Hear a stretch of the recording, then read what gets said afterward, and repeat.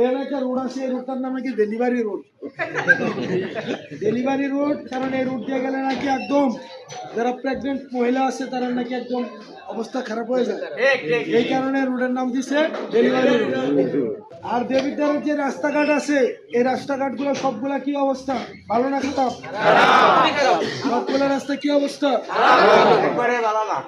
এর একটা রোড আছে, এই রোডটার নাম নাকি ডেলিভারি রোড। ডেলিভারি রোড, কারণ এই রোড দিয়ে গেলে নাকি একদম যারা প্রেগনেন্ট মহিলা আছে তারা নাকি একদম অবস্থা খারাপ হয়ে যায়। এই কারণে রোডের নাম দিছে ডেলিভারি রোড। এখন দেখেন এই রাস্তাঘাট এগুলো ঠিক করার, বরাদ্দ দেওয়ার, এগুলো সরকার বরাদ্দ দিবে সরকার। কিন্তু আপনারা ব্যাংকে যান, ব্যাংকে গেছেন কারা কারা? ব্যাংকে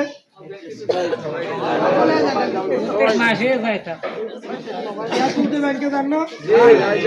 ব্যাংকে যাওয়ার সময় দেখেননি বাইরে একটা দারোয়ান দাঁড়াই থাকে? বাইরে একটা দারোয়ান দাঁড়াই থাকে না? দারোয়ানের কাছে একটা অস্ত্র আছে, আছে কিনা? এই কি অস্ত্রটা দেখাইয়া ব্যাংকের সব টিয়া লয়ে দেখায় নাকি সে এই টিয়া গুলা ফার দিয়ে রাখে? ফার দিয়ে রাখে না? এবং যার টিয়া তার এটা বুঝাই দেয় নাকি?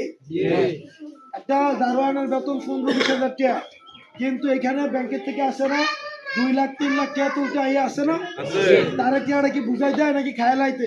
বুঝাই দেয় না? এই ব্যাংকের দারোয়ান যেমন টিয়া পাহারা দেয়, কিন্তু টিয়াটা কি দারোয়ানের?